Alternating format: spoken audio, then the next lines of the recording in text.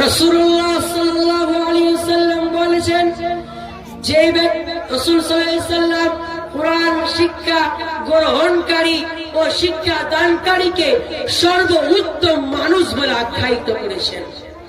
উসমান রাদিয়াল্লাহু আনহু থেকে বর্ণিত, তিনি বলেন রাসূলুল্লাহ সাল্লাল্লাহু আলাইহি ওয়াসাল্লাম বলেছেন, খায়রুকুম মা তাআল্লামাল কুরআনা ওয়া আল্লামা। তোমাদের মধ্যে শ্রেষ্ঠ সেই ব্যক্তি, তোমাদের মধ্যে শ্রেষ্ঠ সেই ব্যক্তি যেই ব্যক্তি নিজে কুরআন শিখে এবং অপরকে শিখায়। বুখারী হাদিস নম্বর 5027। শুধু তাই নয়, কুরআন পাঠকারী প্রত্যেক অক্ষর বিনিময়ে নাকি পাবে। এই মর্মে রাসূল সাল্লাল্লাহু আলাইহি ওয়াসাল্লাম বলেন, মান ক্বারা হারফান মিন কিতাবিল্লাহি ফালাহু বি হাসানা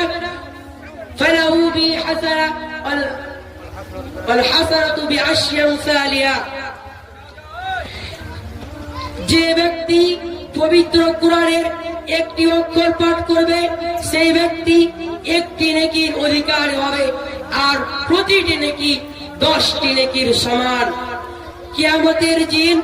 কিয়ামতের দিন যেদিন কেউ কারো উপকার করতে পারবে না, পিতা পুত্রের কাছ থেকে পলায়ন করবে, পুত্র পিতার কাছ থেকে পলায়ন করবে, স্বামী স্ত্রী এক অপরের কাছ থেকে পলায়ন করবে, সেদিন কেউ কারো সাহায্য করতে পারবে না। সেদিন এই কুরআন তেলাওয়াতকারীর জন্যই সুপারিশ করবে। এই মর্মে রাসূল সাল্লাল্লাহু আলাইহি ওয়াসাল্লাম বলেন, ইকরাউল কুরআন ফাইন্নাহু ইয়াতি ইয়াউমাল কিয়ামাতি সাফিয়াল লিআসহাবি। আল্লাহ রাসূল বলেছেন যে তোমরা কুরআন তেলাওয়াত করো, কারণ কুরআন কিয়ামতের দিন তেলাওয়াতকারীর জন্যই সুপারিশ করবে।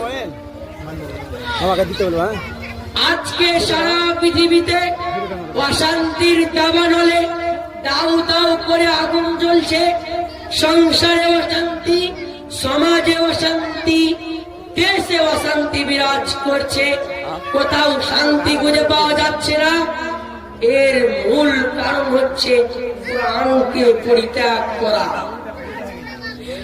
আমরা অন্য শিক্ষার ক্ষেত্রে আমাদের সন্তানের পিছনে যেই পরিমাণ অর্থ ব্যয় করে থাকি, আমরা কুরআন শিক্ষার ক্ষেত্রে তা জিরো।